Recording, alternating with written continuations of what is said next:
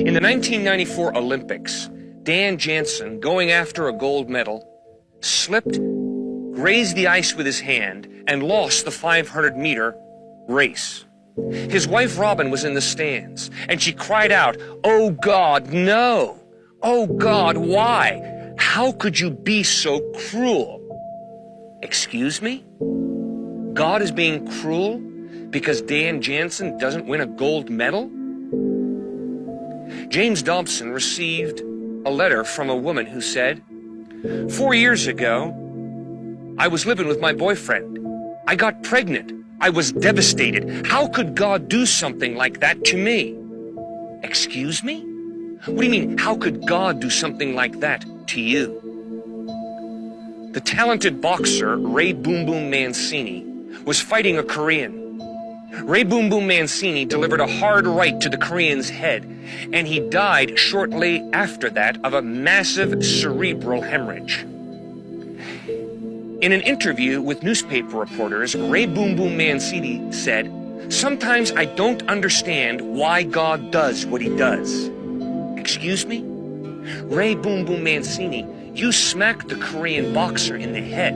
He died of a massive cerebral hemorrhage. That wasn't God doing that. And Susan Smith took her 2 little boys, put them in her car, and pushed that car down into a lake.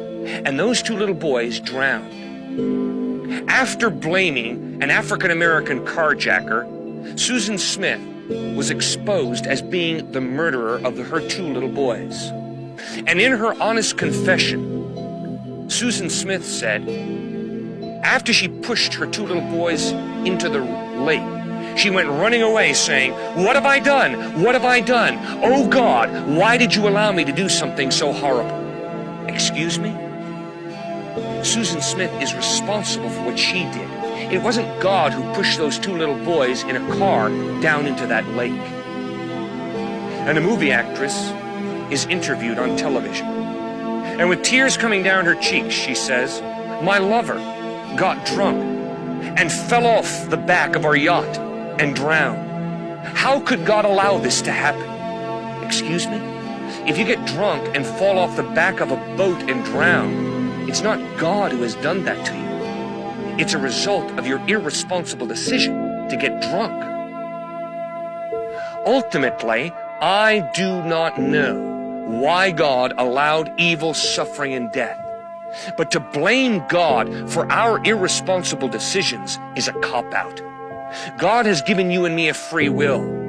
You and I make decisions in life, and if we make good, responsible decisions, we benefit. But if we make bad, irresponsible decisions, then we have to live with the consequences of those decisions. In Genesis chapter 1, we read, God created this, and God saw that it was good. And God created that, and God saw that it was good. And the little phrase, God saw that it was good, is repeated over and over and over again. And Genesis pounds the point into our brains. When God created, he did a good job. God did not create evil. But in Genesis chapter 3, we read how free, autonomous individuals rebelled against God. And that, ladies and gentlemen, is where the arrow missed the mark. It's where the train got off the track. When we human beings told God to take a hike, to get lost, he partially honored our request. He took a step back from planet Earth, and chaos erupted. Injustice and unfairness broke loose. It was opening Pandora's box. You and I are not born into a fair, just world.